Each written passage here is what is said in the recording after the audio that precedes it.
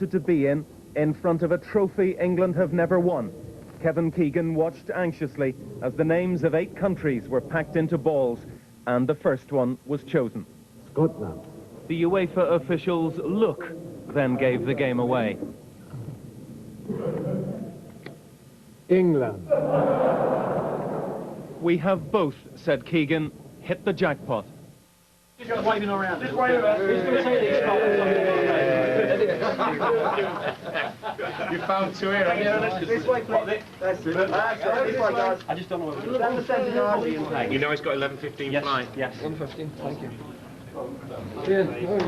What about the 2 teams? You must know each other so well. I mean, presumably, Kevin, you know what formation Craig's going to play and vice versa. Well, I don't know what formation he's going to play. Neither does Craig. You've got but I know... You'll be 4-4-2, won't you? And you'll probably be, what, 3-5-2? Not necessarily, but, you know... We said we'll be 4-4-2. Oh, I'm just trying to get you to say something. What do you feel? Well, first and foremost, I will wait until Monday night and see what players turn up fit and ready for action, because I don't think anyone picks a system and then throws players into it. You look at the players you've got. You know, I'll be thinking I know all about Craig's team, and he'll be thinking he knows all about mine. But the truth is, when the players cross that white line at I think is it 2 o'clock next? 2 o'clock. I think it's 2 o'clock. 2 o'clock at Hampden. Then our work's over to a certain degree, and we can have very little influence until half time. And so, you know, the fascination of management is that you feel you're in control, but truthfully, you've not got the control you would like. Good luck. May the best man win. Thank you. Thank you. Thank you, Craig. We'll just remember, we've got Kevin, football focus for 2 minutes. Can Kevin do that afterwards? He's got more I'm flexibility. not shooting off, but Craig's only got... Yeah, we'll see up there. Yeah. Thank you, Craig. Well, but we need to get one with the snappers downstairs for the survey. I'm not going to. Craig's got to get back. This way, please. Right, Kevin, this way, please. Right, this is good. Right, that's it for the Sundays. Now daily. We don't want this cropping at all.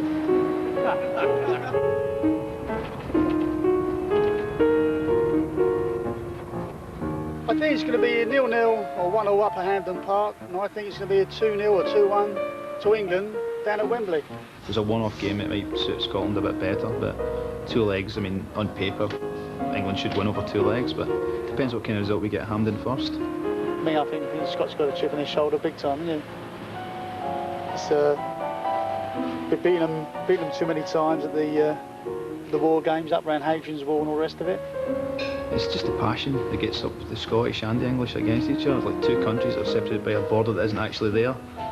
But when the Scotland-England game comes together, it suddenly miraculously appears, and everybody's Scottish and everybody else is English.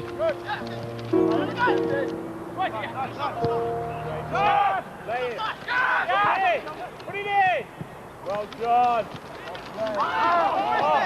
All the English fans wanted Scotland. That's the draw we really wanted. It was the best draw we could have got. Right. Giving us the chance to knock them out. You know, the British thing's gone out the window. This is a chance for us to give Scotland a spanking, knock them out, and go forward to glory ourselves.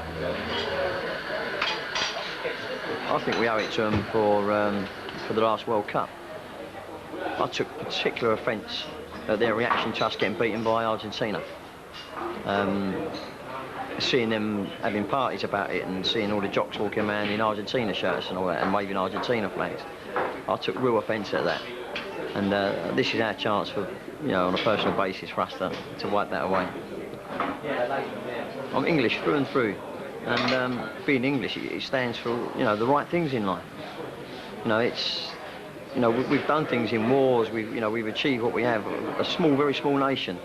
And we've remained our independence, you know, throughout all sorts of things that could have happened, and people that have started on the country and blah blah blah.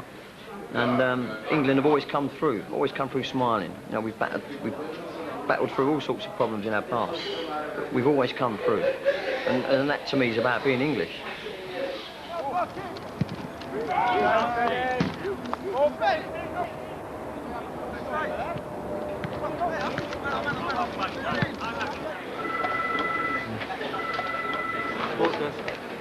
What do you think of the Tony Adams stuff? I think it's really excellent. Yeah. I mean, Adams is saying he believes playing for England restores his Englishness, because Arsenal is far too cosmopolitan. I think it's a brilliant deal. It'll get people, it'll be an eye-catching headline.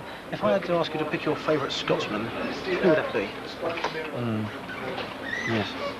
Oh, don't tell me Billy Connolly, for heaven's sake. I did mean footballer. Yes, you're mate with the flag of St George instead of the tricolour. Yeah. I mean, that's one aspect of the Battle of Britain rivalry that sort of that neither I nor you can probably comprehend. Is it the way that we think that the Scots are okay and they hate us? All still optimistic you're going to win up there, are you? Yes. Have you put any money on Scotland yourself? You haven't.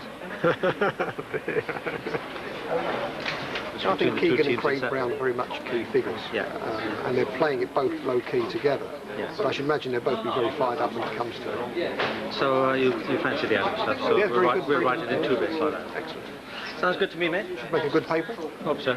As usual.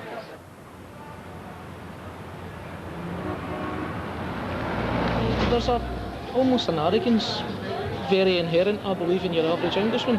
Not as an individual, but just the concept of being English. There's an arrogance very inherent in it that sometimes your average Englishman on the street doesn't even know that he's being arrogant because it's so inbred into them. It's just we're the best and stuff the rest sort of thing. Historically, the two countries have been rivals and been at war for an awful long time in the past, and although it's in the past, I'm still aware that it happened. I don't think history began the day I was born, so I'm aware of what's happened in the country for it and what's shaped the country to make it to now. And it's the fact that England have also for a long time politically controlled Scotland.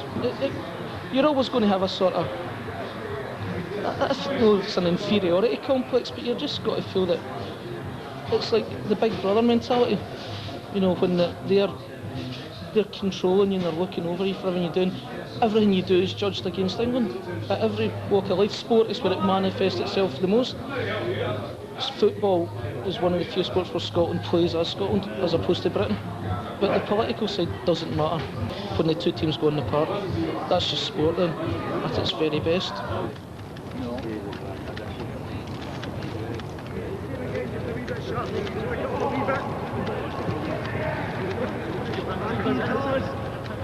A massive blow is the absence of Paul Lambert, the Celtic midfielder who was concussed at the Old Firm match this weekend. He would have been second choice captain. Thanks very much.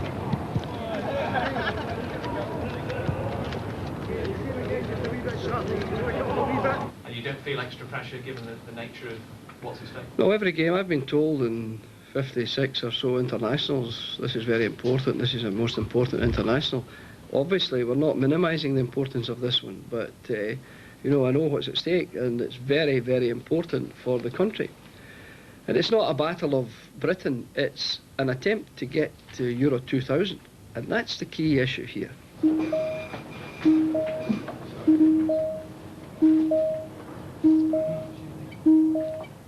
What intelligence do you have about organised hooliganism and it coming here, and what can you actually do about that? Well, in relation to organised hooliganism, we are aware that there is a small faction who may well be intent in travelling to Glasgow to cause problems. Again, I have to emphasise the closed-circuit television cameras will be used extensively.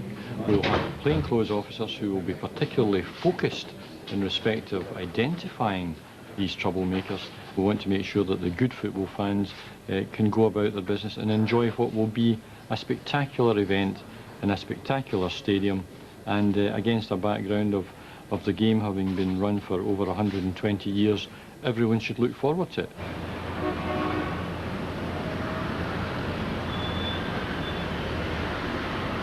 I remember sitting in a pub in Hull in about '94, and I think England were playing on the telly against someone, a friendly match, and Scotland were playing Portugal. And there was a load of Scots in there. For some reason, they were in Hull. And all the Scots could do was, doesn't matter about their game, just as long as England were losing. And at that moment, I suddenly realised that the average Scotland football fan detests English football, or detests England, with far more of a passion than ever we felt for them. And so why on earth this mock reciprocal, you know, this mock sympathy with Scotland, or glorification of the Scottish cause, when in actual fact they really don't want us to do very well. We're independent countries, for heaven's sake. We're completely different. They're their own force, so let them get on with it. I'm not British. I wish my passport didn't say I'm British. As far as I'm concerned, I'm English. And it doesn't make me a fascist or a right-wing Nazi or anything. That just makes me someone who's vehemently proud to represent my country if I ever had the choice. The Scottish have got their own independence movement, they've got their own parliament, whatever. The Welsh now have got their Plaid Cymru and whatever else. And, well, we've got the UK Independence Party that doesn't speak for England, it speaks for the UK. We've got our parliament that encompasses England, Wales, Scotland, Northern Ireland. We've got all this whole union with everyone, and it's crap. Because you're not speaking for England, you're speaking for a union of countries that doesn't want to be a part or attached to England. That's why they've got their own parliaments. That's why they are who they are. That's why they're Northern Irish. That's why they're Welsh. That's why they're Scottish. As an England football fan, you have a chance to turn around and say, I'm not British, I'm not with you lot, I'm with England. When someone says Scotland, what comes to mind to you? Kilty, bearded, fat, unemployed, bitter drinking, sweaty, wearing a skirt, sitting there going, oh, yeah. Ralph C. Nesbitt. I know, I am that. I am that shallow, that's what I think of.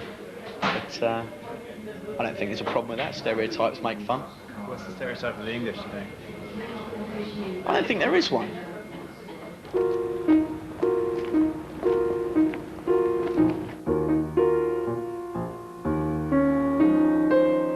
As we're all very much aware, time is getting closer to the 13th of November when Scotland-England will play in the qualifying game at Hampden Park. Those who come from Kings Park Station, out from Central Station, they will be bussed into the stadium to the head of Letherby Drive, and they'll be able to walk down. So it's really two separate access routes to the ground, and hopefully never the twain shall meet. That's reassuring. It's one of the biggest operations that Strathclyde Police has undertaken in its history since its inception in 1975. On the admin side, prisoner processing, all I would say is that our systems have been refined so that we can deal with volume apprehensions if that happens to be the case. We've got Alan MacLeod, the Chief Finance Officer. Are you quite comfortable, Alan, that we can afford all this?